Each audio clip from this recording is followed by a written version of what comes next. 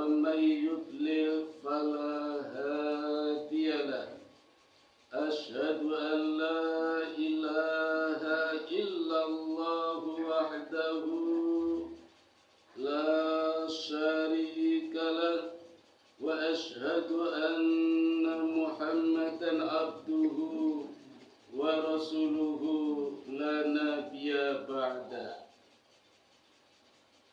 Ibu-ibu jamaah pengajian Aisyah Ranting Sosro Hiburan yang dirahmati Allah, marilah pertama-tama kita panjatkan rasa syukur kita kehadirat Allah Subhanahu wa Ta'ala yang senantiasa melimpahkan berbagai macam kenikmatan, di antaranya nikmat iman Islam, nikmat sehat dan sempat.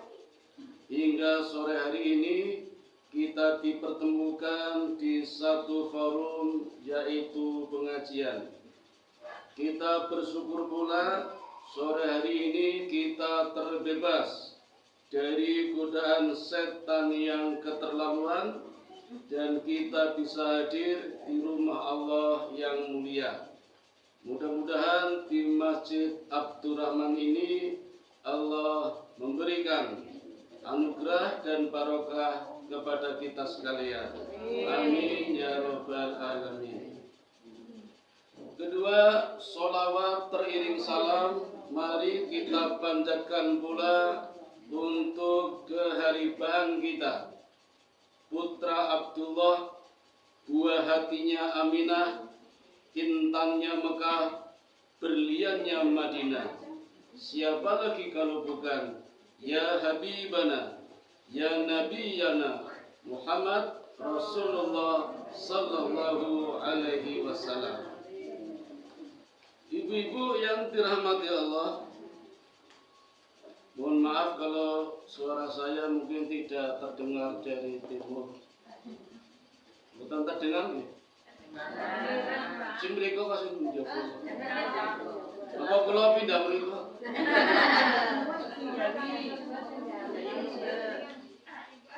Kono kenapa-napa. Mangke sing jero cerita kali sing njaba mawon.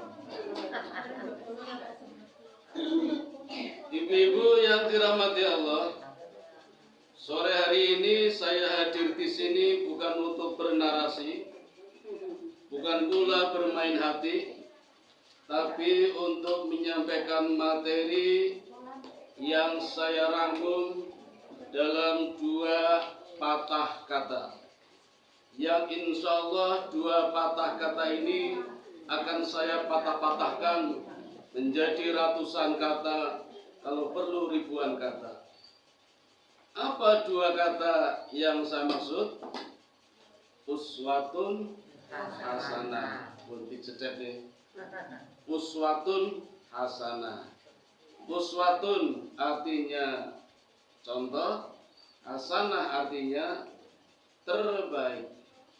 Kalau Hasan baik, Husna baik, Husain baik, hasanah terbaik. Banyak dalam kehidupan kita yang dapat dijadikan contoh, tapi belum tentu menjadi contoh yang terbaik. Garwane jenengan bisa dijadikan contoh.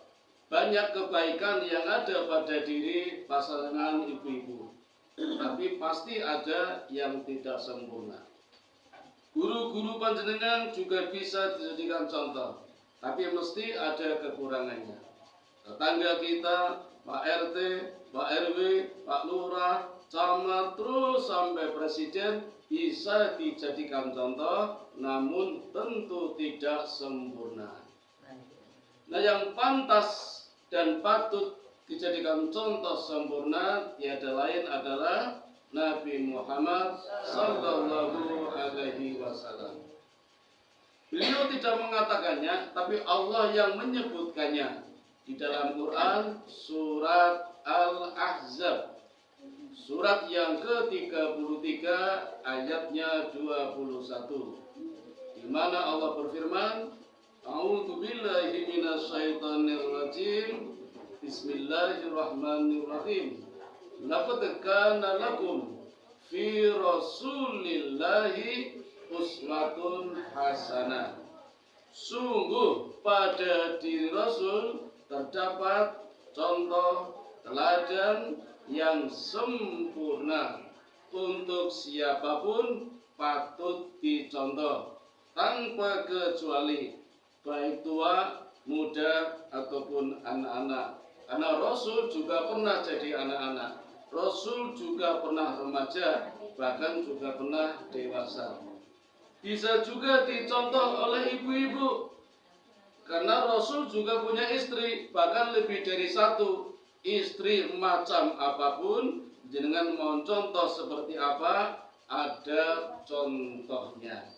Jadi dalam berbagai aspek kehidupan, dari berbagai sendi, Rasulullah bisa dicontoh. Apapun profesi yang pernah kita ambil, kita pegang, kita lakukan, Rasul pun pernah melakukannya semua. Rasul pernah menjadi kepala rumah tangga. Coba siapa yang belum pernah menjadi kepala rumah tangga? Maka kita bisa mencontoh Rasul. Mungkin di antara kita ada yang pernah jadi guru, Rasul pun juga jadi guru, sering memberikan pelajaran di majelis taklim. Panjenengan mungkin pernah jadi imam sholat di kelompok ibu-ibu, Rasul pun selalu memimpin imam ketika sholat. Kalau ada orang pernah jadi panglima perang, Rasul pun selalu tampil di medan juang di barisan terdepan sebagai pemimpin. Kalau jenengan pernah berdagang, Rasul pun seorang pedagang yang jujur, amanah, dan adil. Jadi dalam berbagai aspek kehidupan kita selalu ada Rasul yang bisa dijadikan contohnya. Kalau tak mundur dong, tambah kata. Kalau ini pengajian tentang ledok macan ngatur mriki. Setengah meter kulo deg-degan tuh. Ayo ibu kabeh kulo bagus dhewe. Kulo kuwatir nek muncrat-muncrat niku. Mulane tak batasi HP men sing muncrat itu HP mawon. Lanjut Kenapa Rasulullah bisa dicontoh oleh masyarakat umum? Alasan yang pertama, Rasulullah adalah manusia. Jadi kalau manusia dicontoh, diminta meniru manusia, pasti wajar.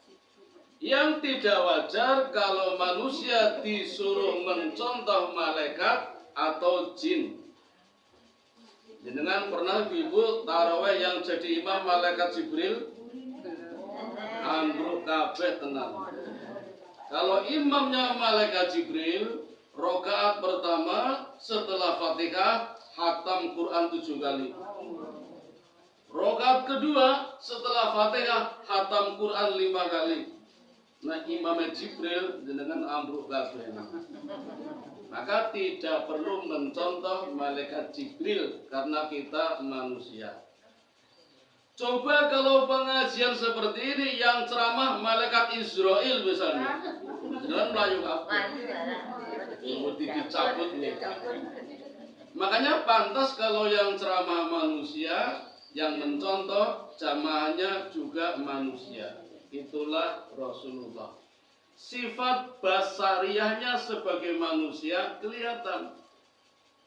Kalau tidak kelihatan, tidak bisa ditiru, tidak bisa dicontoh. Ada kok nabi yang sifat basariahnya tidak kelihatan, jadi nggak bisa dicontoh. Misalnya Nabi Isa, itu sifat basariahnya tidak bisa dicontoh. Misalnya Nabi Isa tidak punya bapak. Mau nyontoh? Geger makai tangganya. Tuhan esopo yurana bapaknya. Makanya niru Nabi Isa kok. Gak ada alasan. Jadi gak bisa ditiru Nabi Isa. Mau niru siapa? Yang kedua, Nabi Isa ucapannya manjur, Bu. Jadi mesti itu. Jadi orang-orang dulu yang hidup di zaman Nabi Isa, kalau bohong mesti kena hukuman. Karena lidahnya Nabi Isa manjur. Nabi Isa ketemu ibu-ibu bawa gendongan, padahal isinya bayi. Ditanya Nabi Isa, itu anak siapa? Dudu, ini mau waktu, jadi waktu tenan itu. Itu manjur Nabi Isa itu. Ada pengemis minta-minta sama orang kaya, Nabi Isa lihat yang kaya mau ngasih, nggak mau ngasih, ditegur sama Nabi Isa, kok nggak ngasih? Wah, ini bukan uang kok, ini daun, jadi daun betul.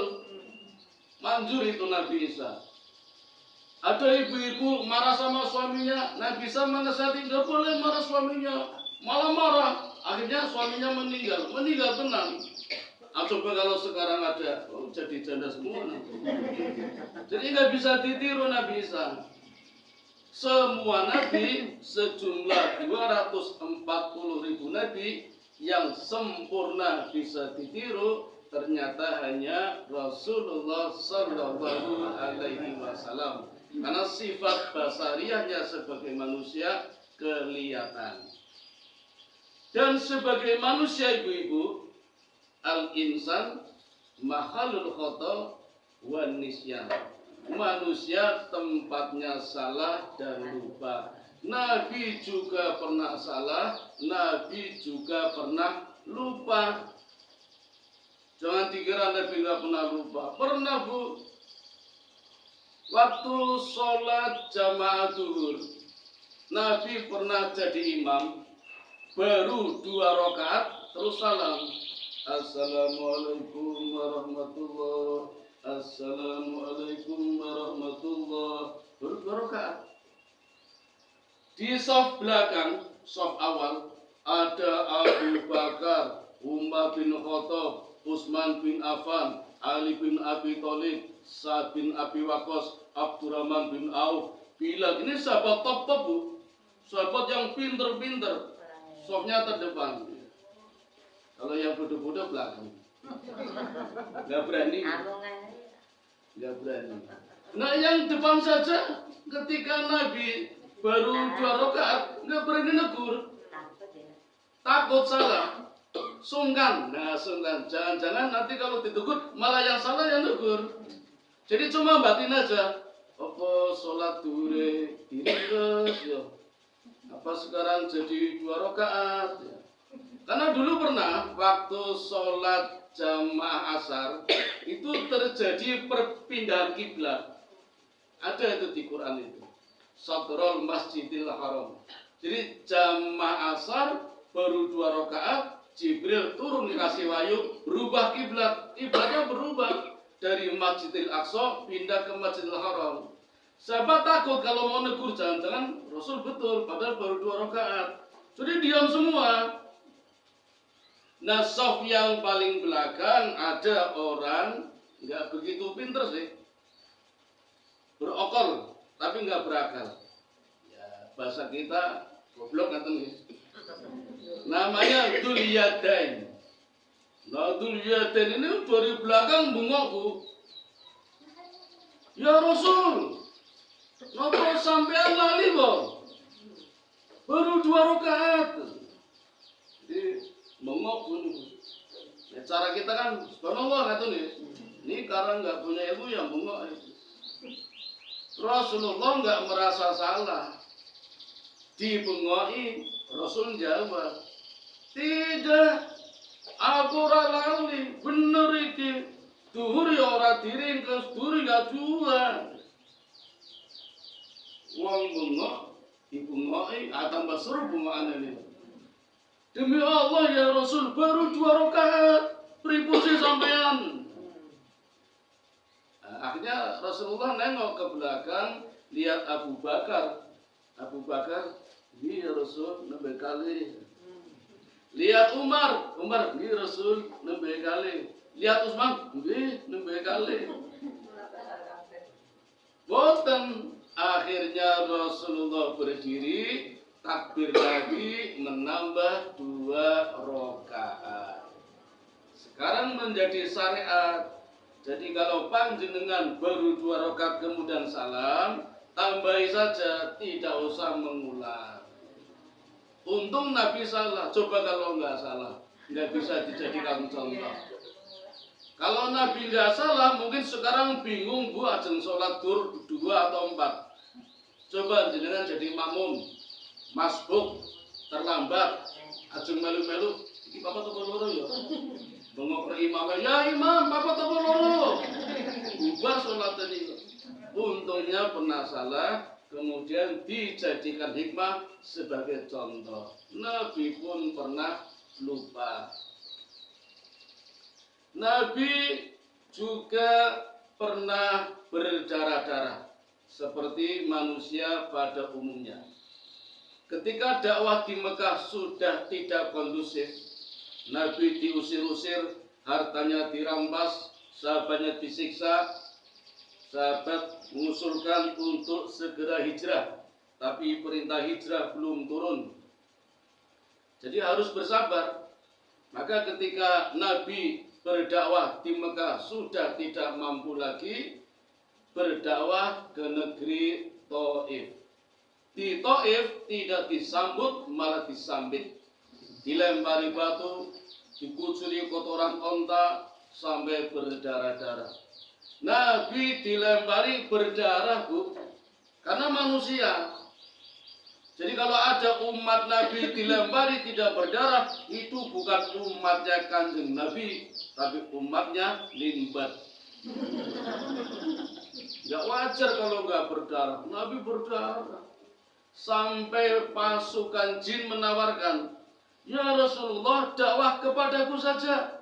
Kami bangsa jin siap beriman, siap berislam. Itu jin menawarkan. Nanti dibuka di surat jin nih, Gunung Uhud pun menawarkan diri, ya Rasulullah, aku siap menghancurkan negeri Taif. Tapi kata Nabi, enggak usah. Mereka menyiksaku karena mereka belum tahu. Andai saja tahu, mesti tidak akan menyiksaku. Itu jawaban Nabi. Boten dendam. Bener kali orang saat ini pun dendam, terus ingin sedih, tunggu-tunggu terus Nabi mau. Nah itu sifat Nabi. Nabi juga berdarah-darah. Nabi juga lupa, salah nih, sudah nih. Misalnya ketika seusai perang Syajarah Saukah.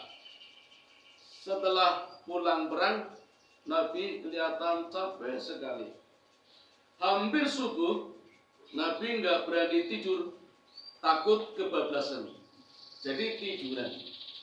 Tapi tidurnya sambil berdiri. Jadi tidur sambil berdiri, apa berdiri sambil tidur? Kalau ngenteni subuh, coba nang geladak bablas. Nabi mboten, dijaga betul biar tidak kebablasan. Sahabat lihat kasihan, terutama Bilal, ya Rasulullah, sare mohon pun tidur aja, nanti tak bangunin, kata Bilal. Tenanan, tenang ya Rasul. Jadi sumpah, swear ya Rasulullah, tak bangunin nanti. Wah, jadinya Bilal seperti itu bu. Bilal ini memang hebat bu. Bilal itu pernah 7 hari 7 malam nggak tidur kuat itu. Padahal nggak minum kopi tubruk gajah.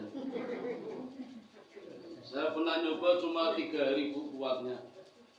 Pas nggarap tesis secara tayang. Kalau nggak lulus kan bayar. Mumpung gratis beasiswa gitu. Jadi tak lembur 3 hari boten sare kula. Ini ngombe kopi kapal api. Telung dino langsung tensinya 200. Padahal bapak saya meninggal itu tensinya 260. Kurang swidak loh.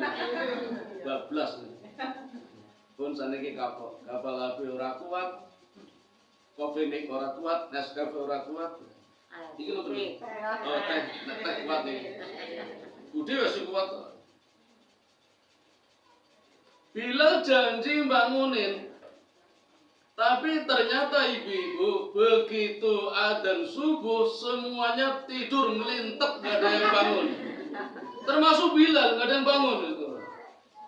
Bangun-bangun itu jam 6:30 siang. Orang yang pertama bangun Rasulullah. Bangunin, Bilal, bangun. Gimana kamu? Udah janji mau bangunin malah kesiangan.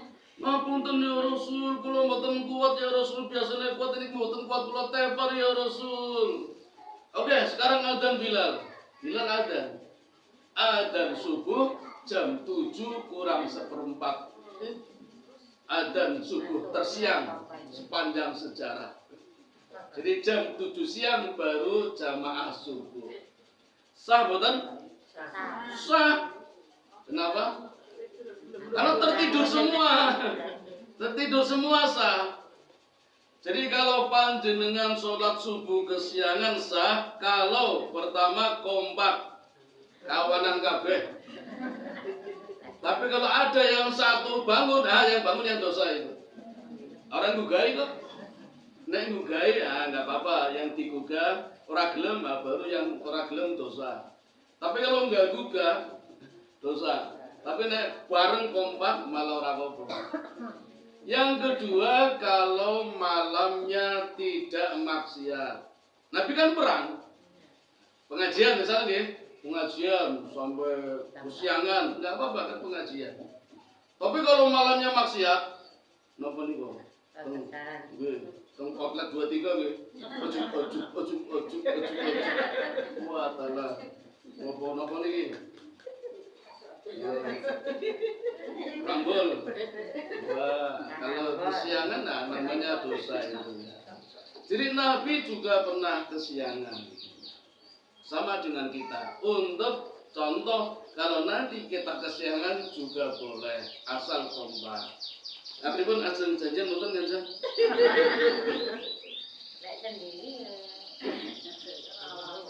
Ini mboten kompak ini. Selanjutnya Nabi juga bekerja. Tidak bermalas-malasan, tidak pengangguran. Nabi sendiri mengatakan asyaddu nasi adaban yaumal qiyamati al-makfiyu farihu. Seberat-berat siksaan akan ditimpakan kepada mereka yang pemalas dan penganggur. Maka Nabi tidak membenarkan bila ada umatnya pengangguran. Maka kita harus bekerja. Semua Nabi bekerja. Nabi Adam bertani, Nabi Musa beternak, Nabi Muhammad berdagang. Bahkan ketika kecil pun Nabi sudah mulai bekerja. Di usia 10 tahun Nabi sudah membuka layanan justip, jasa titipan. Orang-orang kafir Quraisy kalau pergi ke kafe, ke pasar, ke toko, ke pesta, jagung mantan, sunatan, Nabi membuka titipan jasa. Ada yang titip onta, ada yang titip kuda, ada yang titip barang. Orang-orang kafir Quraisy lebih percaya kepada Muhammad baru usia 10 tahun loh, sudah dipercaya. Orang-orang Yahudi malah nggak dipercaya. Orang-orang kafir Quraisy malah nggak dipercaya. Mereka nggak mau titip sama mereka. Takut barangnya rusak. Ya kayak parkiran di Malioboro tuh. Titip motor mesti kan spionnya petir, helmnya hilang, bannya kempes, setel lecet, ora gelem baleke. Kan nggak aman. Nabi amanah, ontanya selamat, kudanya kuat, barangnya tidak kurang. Jadi orang-orang kafir Quraisy malah percaya sama Nabi. Maka sangat pantas beliau mendapat gelar Al-Amin, dapat dipercaya. Coba Bu, gelar ini hanya satu diberikan kepada Nabi Muhammad. Di dunia nggak ada yang pernah dapat gelar Al-Amin. Orang yang dapat dipercaya. Sekali wisuda perguruan tinggi seringkali lebih dari 4.000 sarjana bergelar dokter Andes, apa SPD, insinyur, doktor, profesor, nggak ada yang berani mengeluarkan gelar Al-Amin. Termasuk presiden, apa ada yang berani bergelar Al-Amin? Presiden dapat dipercaya? Nggak ada. Hanya Nabi Muhammad Sallallahu Alaihi Wasallam.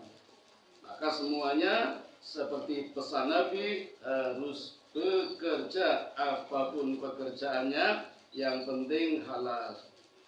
Cuma kita nggak bisa bergantung kepada selain Allah. Jadi harus bergantung pada Allah.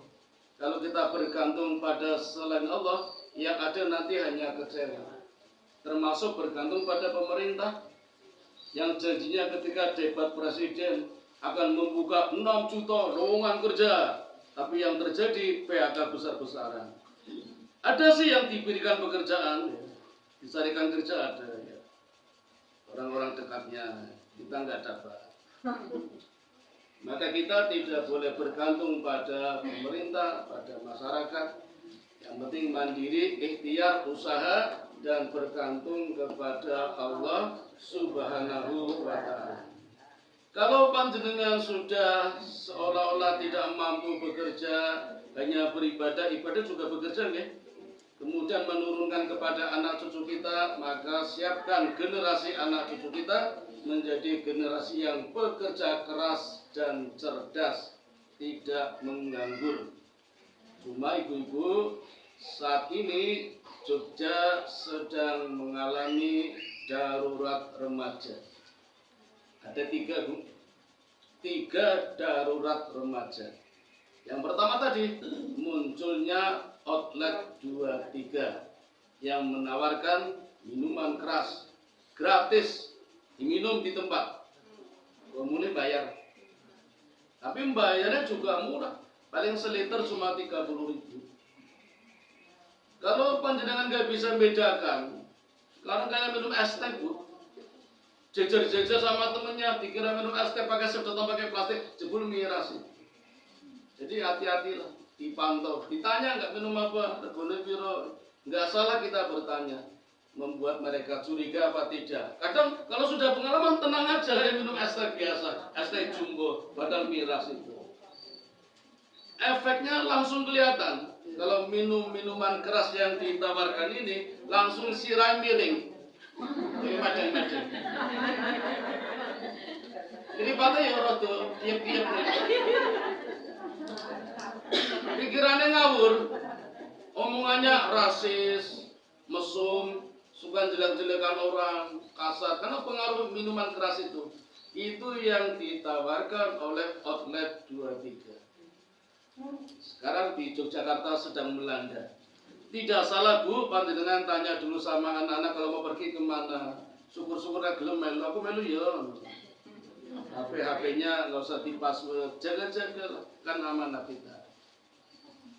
Yang kedua, hati-hati ibu-ibu, sudah ada yang memulai bagi-bagi kondom gratis. Ngeri boten ya? Itu kan seperti disuruh zina berarti. Yang penting tidak hamil, kata apa dilihat.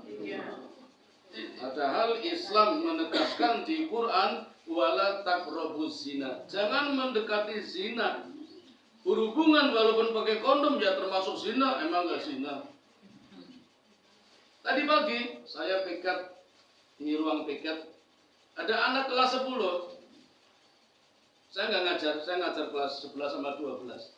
Berani-beraninya anak kelas 10 perempuan nanya sama saya, Pak, bagaimana cara berhubungan biar tidak hamil? Wah, langsung muntap saya Bu. Ora kenal, ora tak ulang wani-wani takon. Saya tahu dia pengen jawaban biar tidak hamil pakai kondom toh. Saya nggak mau. Saya muntap. Jangan ora tau nesu ning batu tak nesu sisa. Dia jangan berhubungan. Wah, anak aja masih SMA. Kelas 1 ya Bu ya? Kelas 1 kan berarti baru lulus SMP kemarin itu. Kok pikirannya sudah gitu, gitu terus kapan mau belajar? Orang fokus, ngeri Bu. Dan ini sudah ada data, walaupun belum sampai Jogja nih. Di luar Jogja sudah ada data, 2 dari 3 perempuan tidak perawan. Anak usia sekolah, gara-gara bagi-bagi kondom gratis. Kalau jenengan nggak apa-apa silakan buat suaminya. Tapi yang anak-anak kan kadang mencontoh apa yang dilihat dicontoh. Naudzubillah min dzalik. Yang ketiga, munculnya balapan liar. Wong krasa mboten? Dulu di Maguwo di lapangan itu, sekarang sudah di jalan-jalan. Jalan Monjali, Jalan Kaliurang, Jalan Moses Gatot Koco, Jalan Mataram tinggi, Jalan Supratman. Ya, Pratongi dari Bangco sampai Bangco Ngambilan itu. Wah, sudah ada korban ya. Sudah ada korban.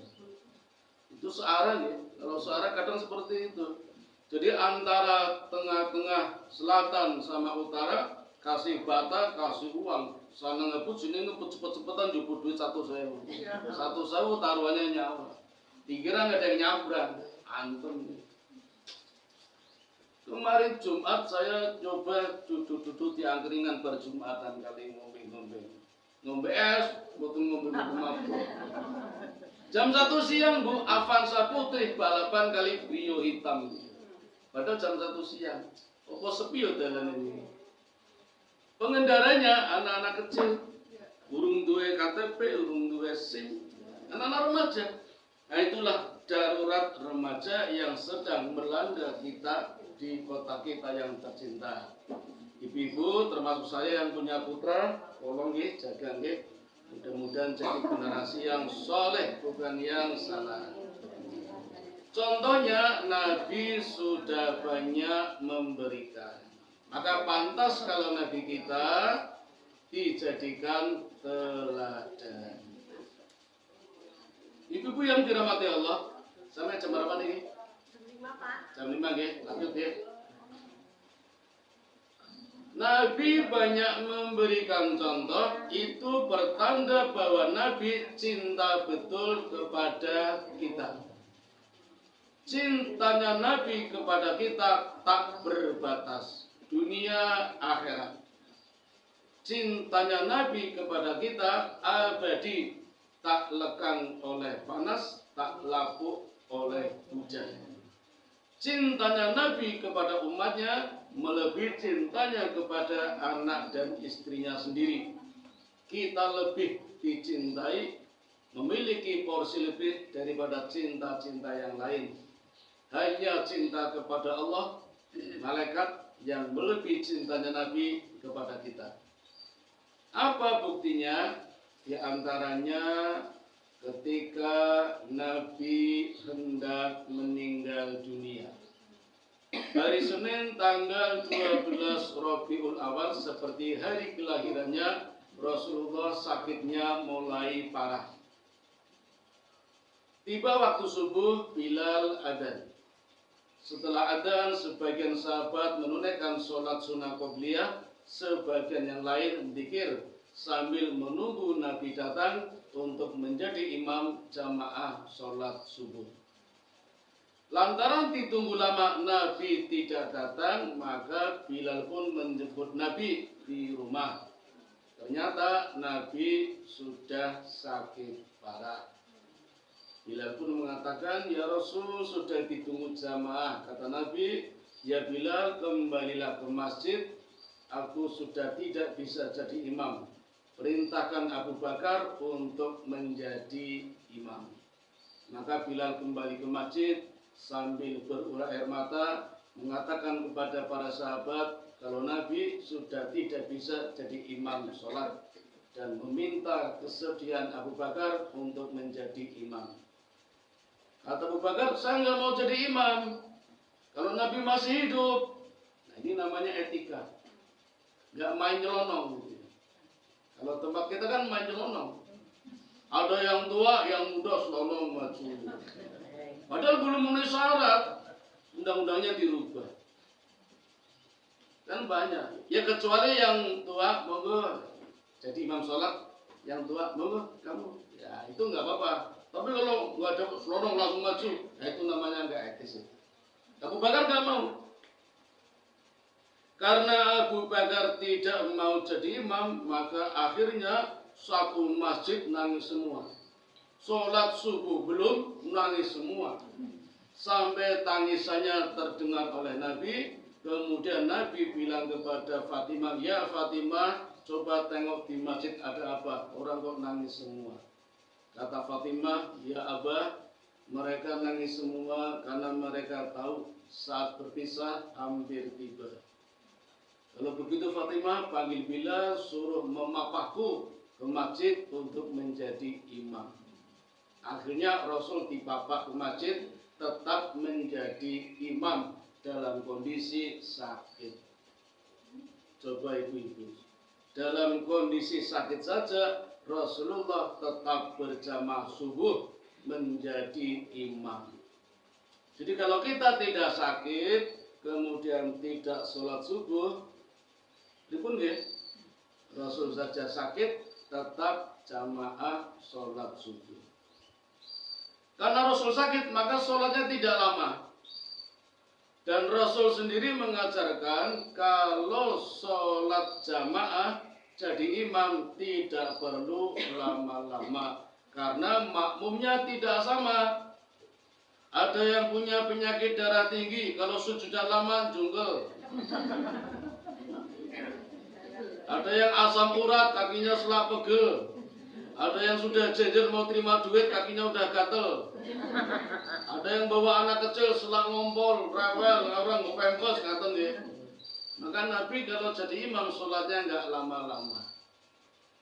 Tapi kalau sholat sendiri, fal mutawil masa'a, sepanjang yang kamu mau silakan. Kalau sholat sendiri di rumah. Kalau di masjid sendiri, ya lihat dulu masjidnya seperti apa. Saya kemarin habis sholat jamaah Isya di Masjid Kragilan, mau nyoba sholat hajat. Baru mau takbir, lampunya dimatikan. Ras itu. Di Masjid Jabon, masjid apa itu? Ar-Rahman, ya, saya masih ingat. Ibar Isya, jamaah Isya rampung. Ajeng sholat tasbih belum, mau nyoba sholat tasbih di pojokan dekat imam. Mas, mau dikunci masjidnya. Benar sih gitu. Jadi lihat-lihat dulu masjidnya, nggak bisa lama-lama. Ini dikunci batan ini. Oh batan, 24 jam ya. Ah iso turun nih. Berarti kalau mau termasuk asal mandi nih.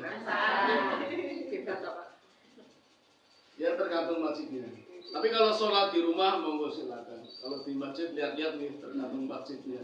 Kan ada yang enggak 24 jam, buka tutup wonten. Nah, akhirnya ibu-ibu, Nabi mengimami sholat tidak lama.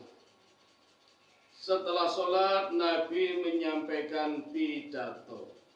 Pidato terakhir sebelum beliau meninggal dunia. Dihadiri sekitar 20.000 jamaah. Allah memberikan mukjizat, suaranya menggema dalam radius 2 km. Berarti sini keraton ya.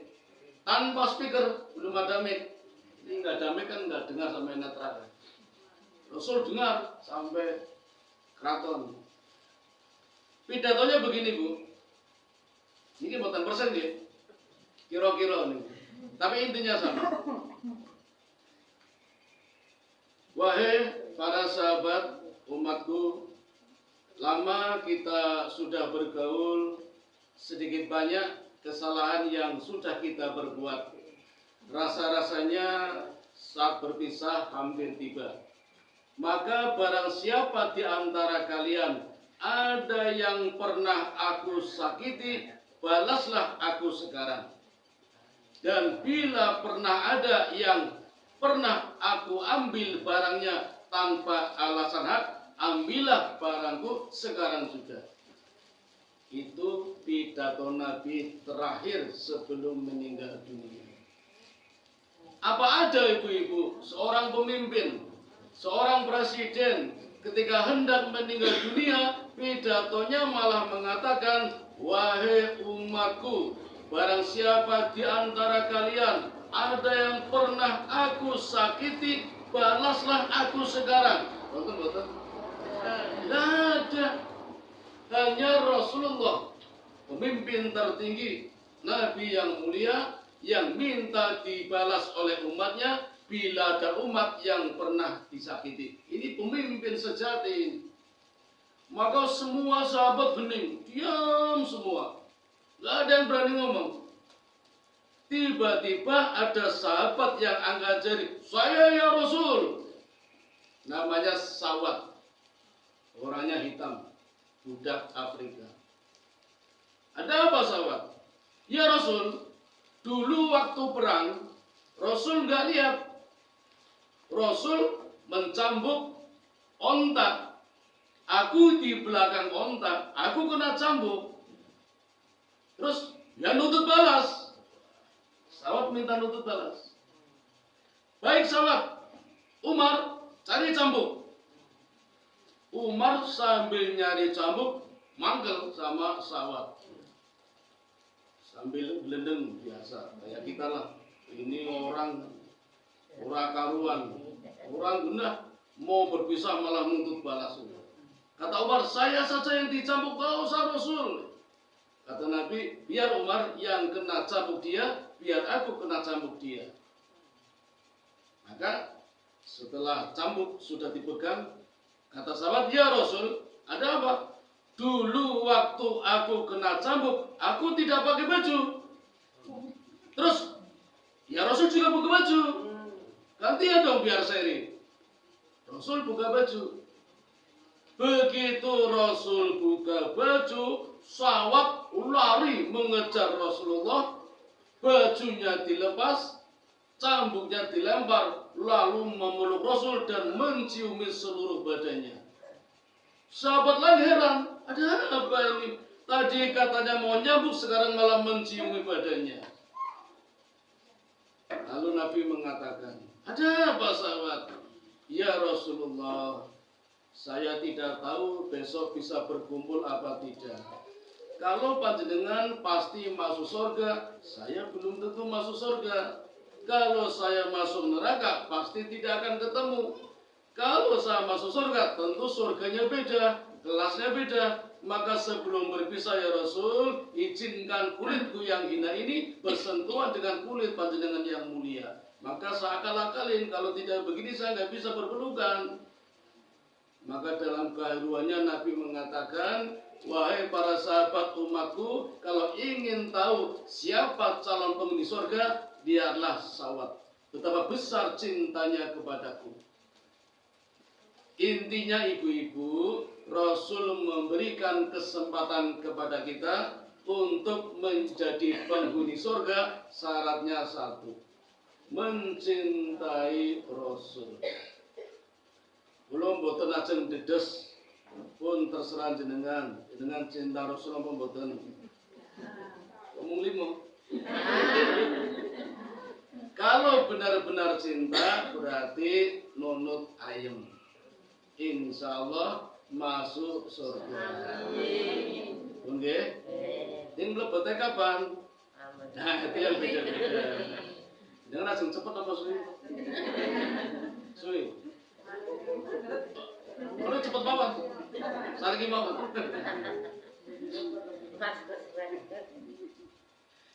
Setelah Nabi berpidato masuk ke dalam rumah, pesan kepada Fatimah, ya Fatimah, kalau ada tamu bilang, Abah sudah tidak terima tamu lagi. Maka Rasul istirahat di kamar, pintu ditutup. Begitu pintu ditutup, tiba-tiba ada yang mengetuk pintu. Fatimah membuka pintu, bilang, Abah sudah tidak terima lagi. Tamunya malah marah.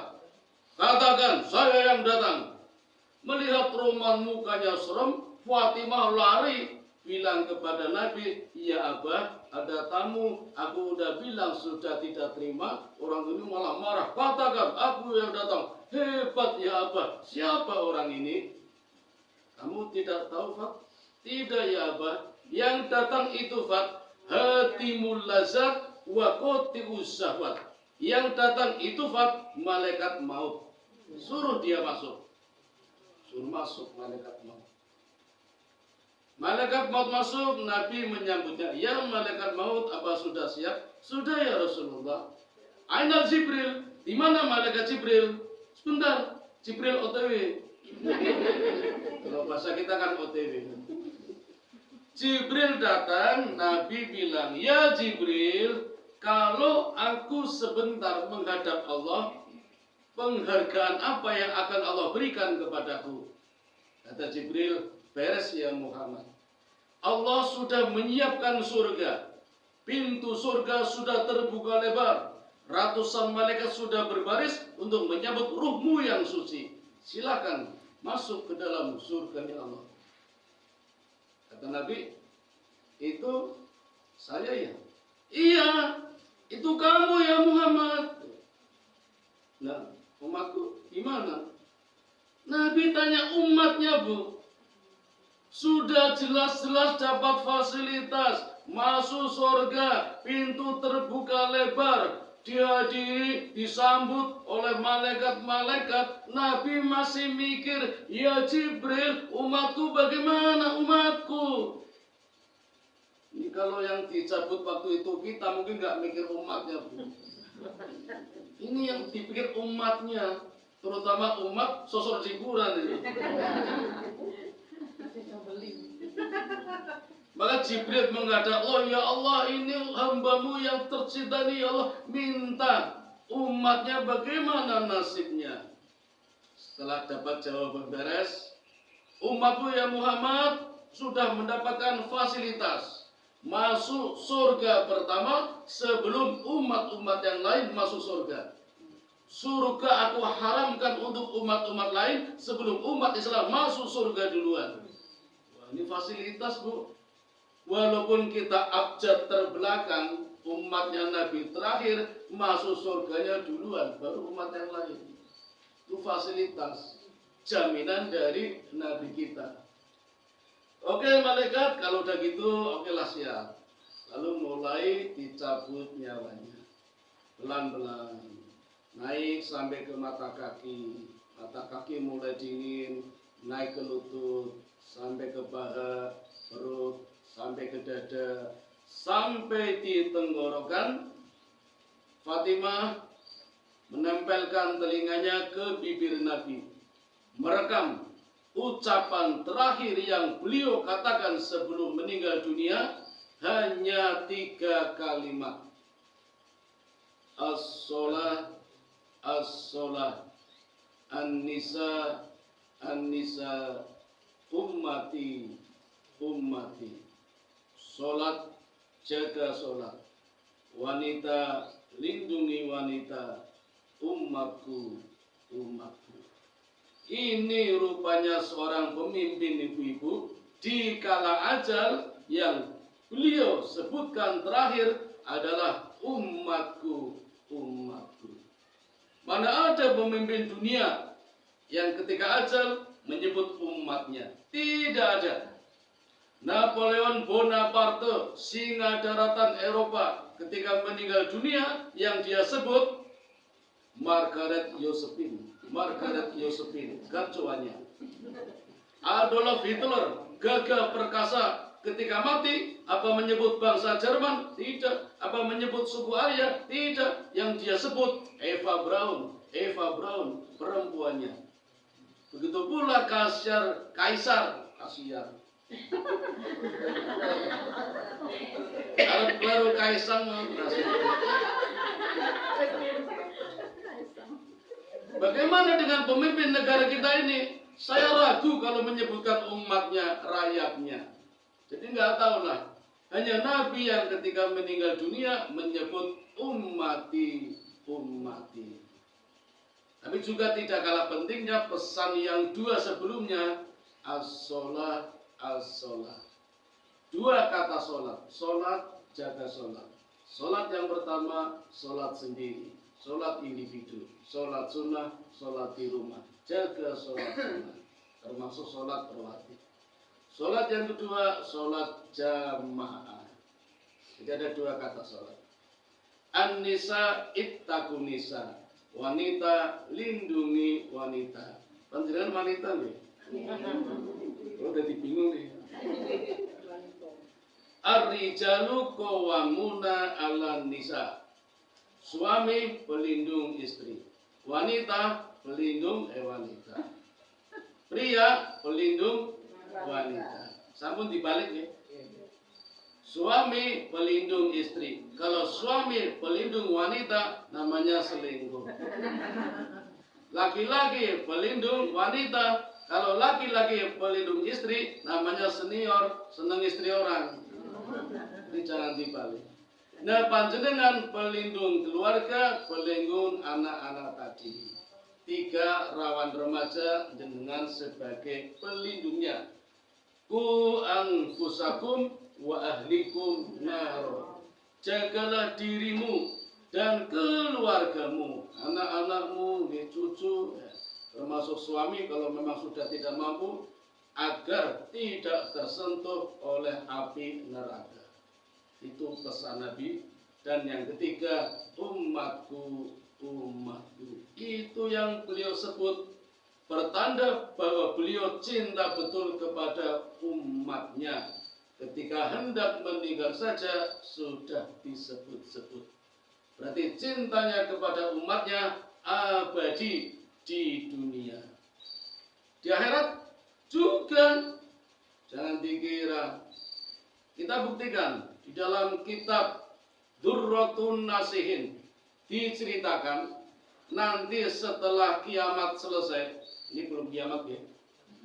Kiamat kecil sudah, kiamat besar belum.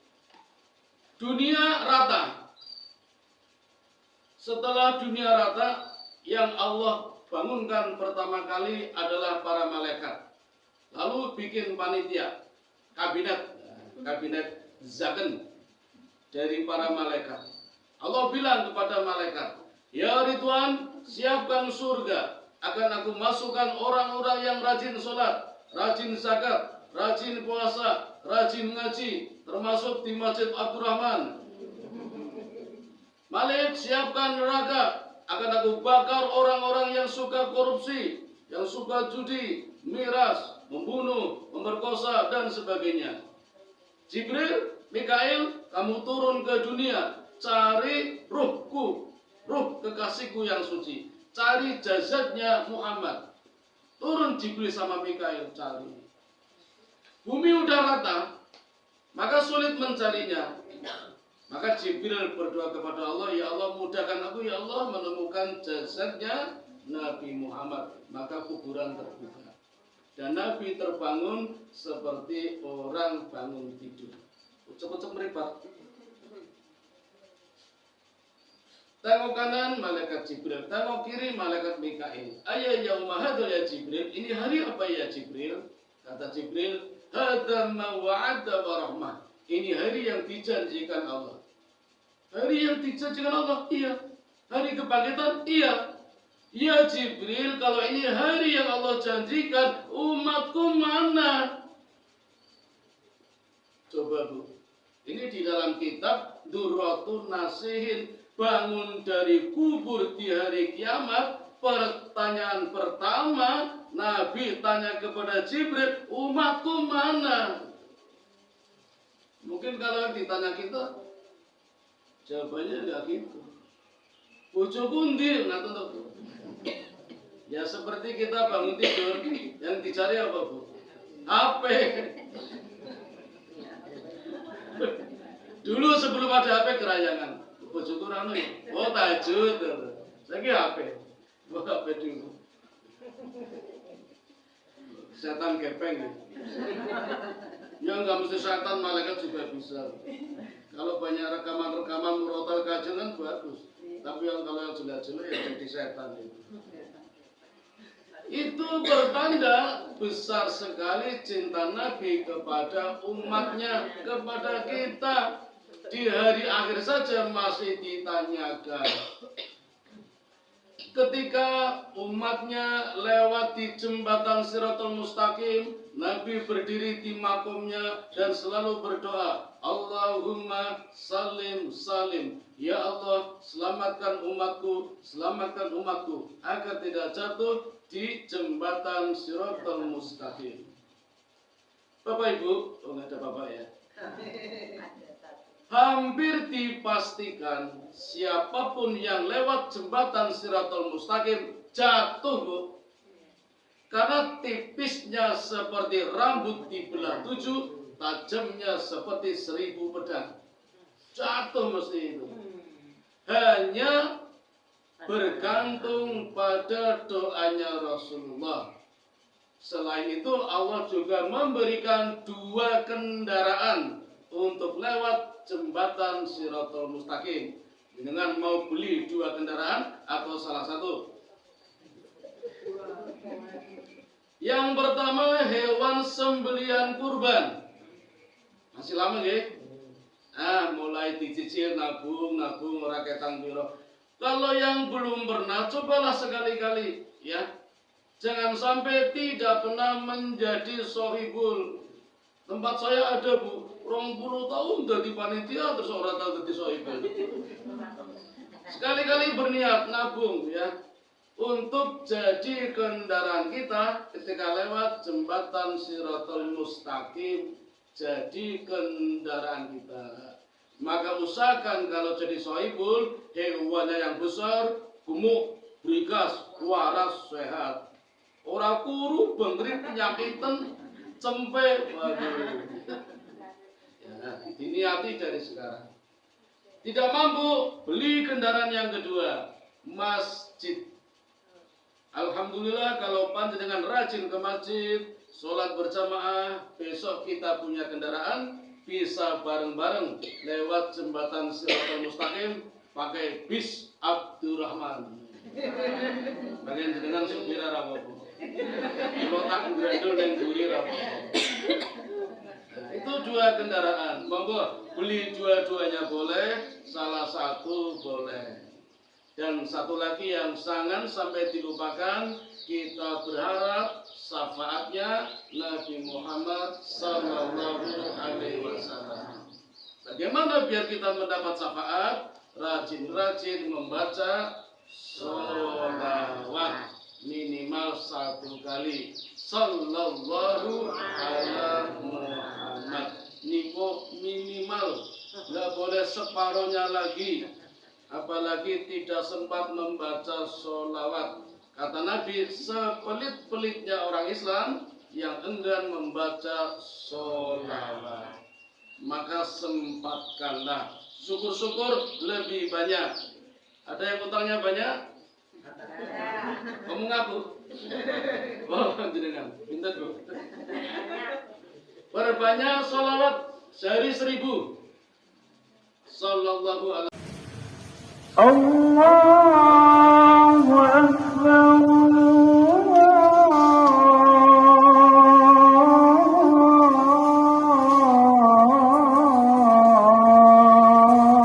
Allahu Akbar. Asyhadu an la ilaha illallah. Asyhadu anna رسول الله.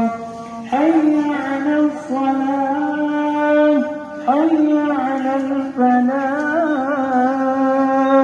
قد قامت الصلاة، قد قامت الصلاة.